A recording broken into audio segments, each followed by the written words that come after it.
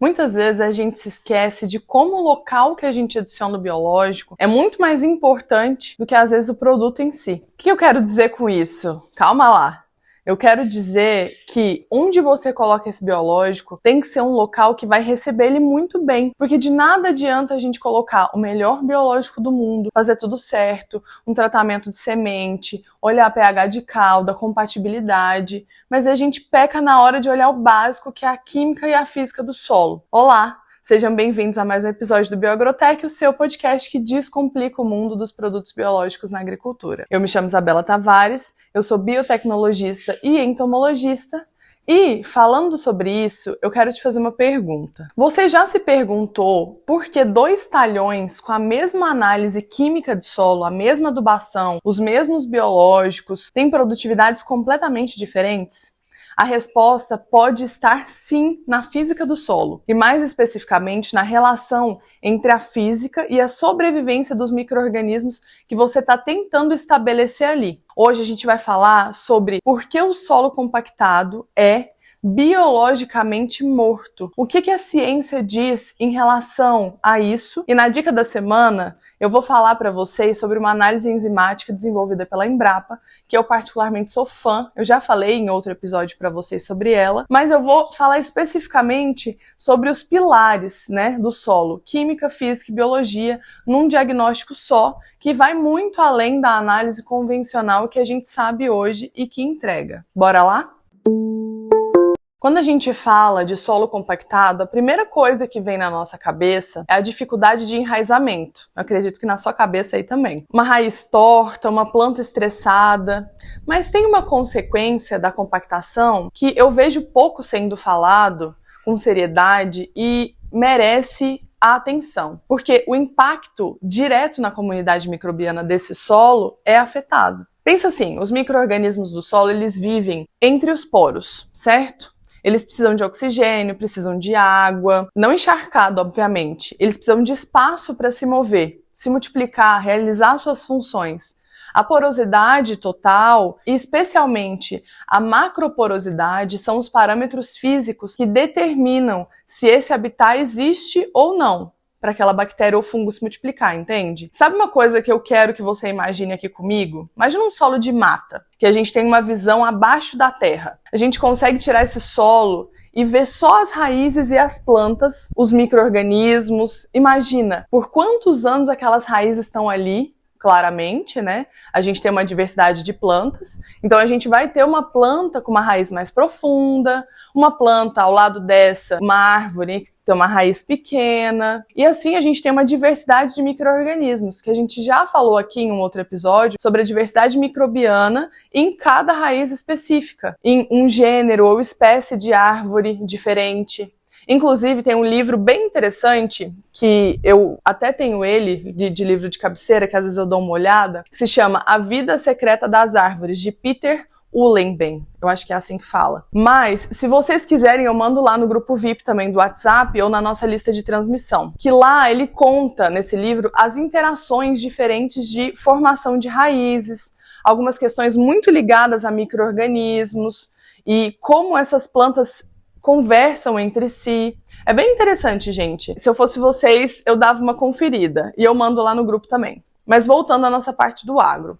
Tem um estudo que foi publicado em 2024 pela revista da Faculdade Nacional de Agronomia de Medellín, avaliando 3 sistemas de manejo e clima tropicais diferentes: arroz irrigado, pastagem e uma floresta nativa com cacau. Nesse estudo mostrou de uma forma assim bem clara que o que acontece na física do solo dita todo o sistema. Porque o sistema de arroz irrigado com preparo do solo, por inundação, alta densidade, apresentou menor valor de biomassa microbiana de carbono, menos que 1/3 do que foi encontrado nos sistemas com menor perturbação antrópica, que seria a mata. E o que explica essa diferença não é uma ausência de nutrientes, por exemplo, que você pode estar aí pensando. O solo, ele tinha carbono orgânico, tinha matéria orgânica, o que faltava era um ambiente físico adequado para os micro-organismos funcionarem ali, principalmente juntos. E a macroporosidade nesses sistemas compactados ficou abaixo de 10% do limite considerado crítico para a aeração adequada. O que acontece quando falta oxigênio no solo?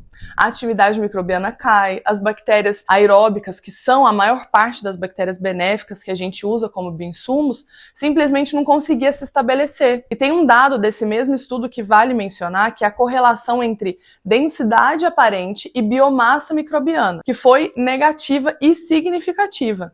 Porque quanto maior a densidade, menor a biomassa. Não é uma correlação fraca, na verdade, é uma correlação direta. Agora vem uma parte interessante, porque essa relação não é uma relação de mão única. Os micro-organismos, eles não são só vítimas da física do solo. Quando o ambiente está adequado, eles são construtores ativos dessa estrutura física. Pensa comigo, um fungo, quando ele cresce, ele não forma um monte de hifa, de micélio?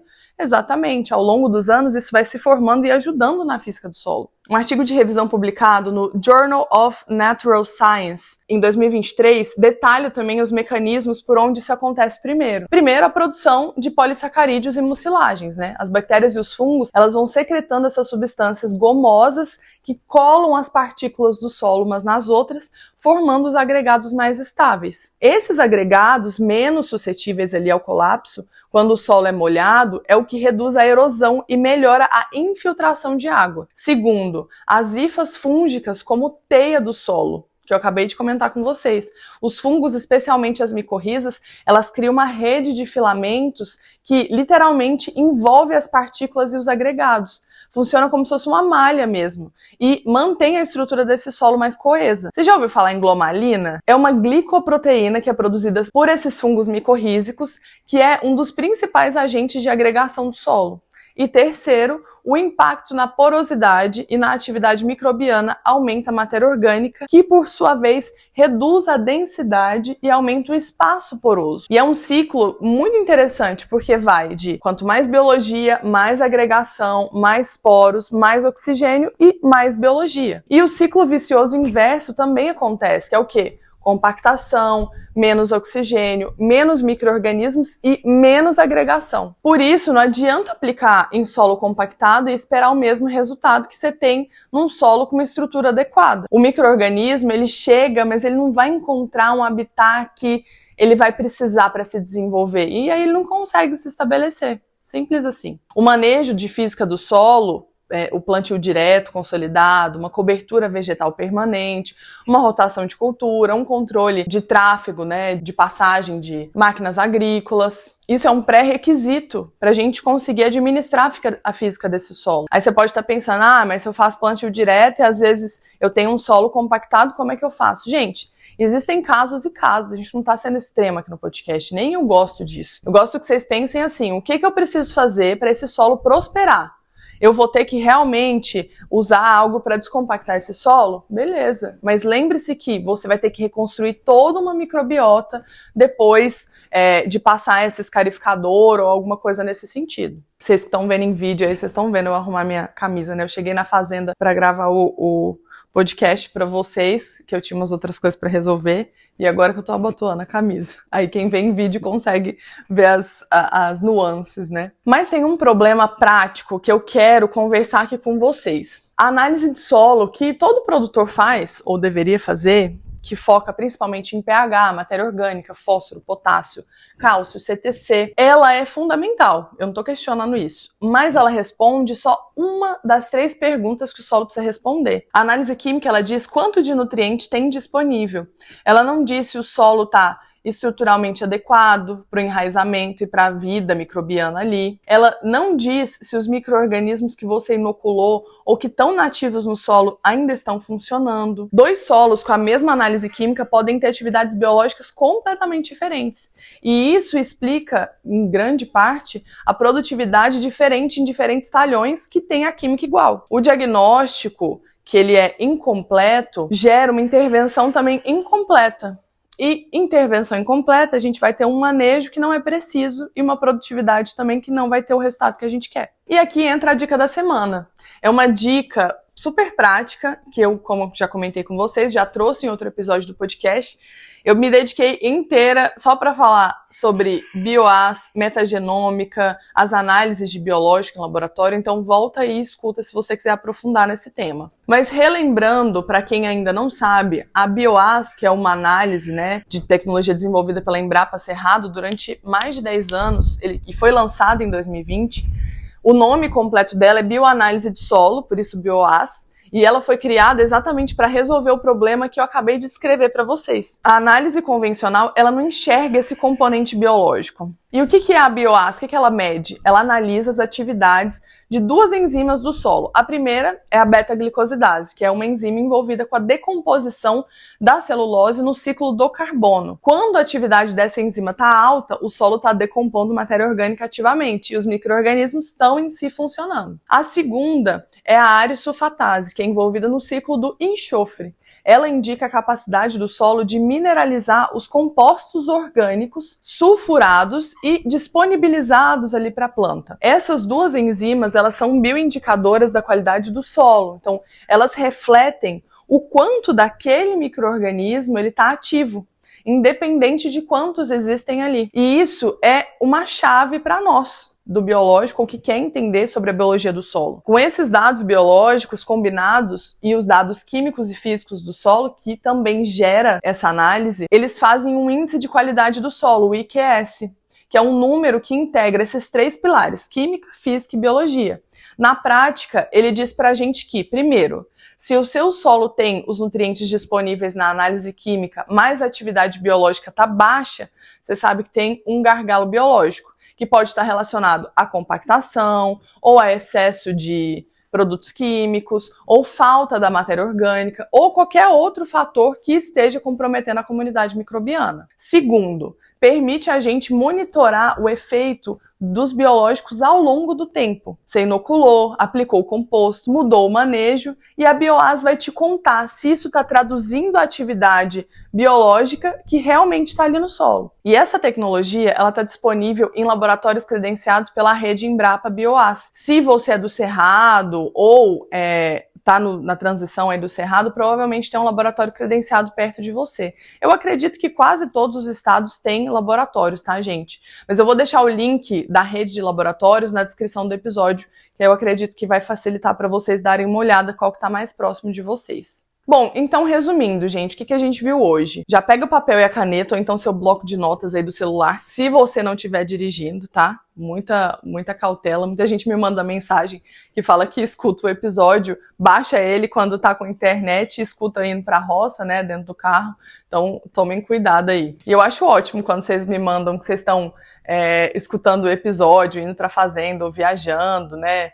Porque eu fazia muito isso com os episódios do podcast também. E agora eu também faço. Quando eu viajo, eu também escuto vários podcasts. E eu fico muito feliz que vocês estão espalhados aí pelo Brasil inteiro. O nosso grupo VIP do WhatsApp tem gente de todo o Brasil, literalmente. E eu fico muito feliz e vou pedir para vocês seguirem aí o podcast também.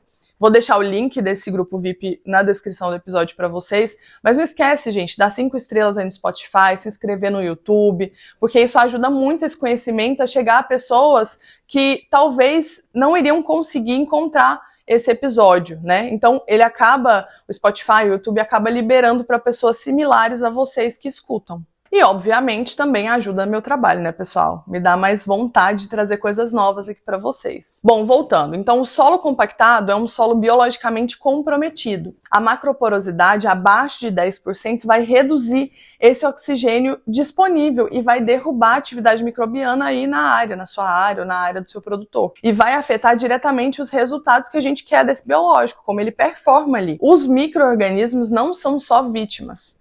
Quando o ambiente está adequado, eles constroem e mantêm a estrutura física do solo. A relação é bidirecional, um ajuda o outro. A análise química convencional não vai conseguir enxergar esses componentes, mas a bioas da Embrapa, que é uma análise que avalia química, física e biologia num diagnóstico só, é bem completa e é uma ferramenta que eu recomendo para qualquer produtor, consultor que quer entender de verdade o que está acontecendo ali no solo. Não é um merchan da Embrapa, mas poderia ser, né? Embrapa me patrocina aí. Biológico que funciona não é o mais caro, é o que tem o solo preparado para receber ele da melhor forma e ele conseguir se multiplicar. Se esse episódio fez sentido para você, compartilhe com aquele agrônomo, produtor que ainda trata o solo como um substrato.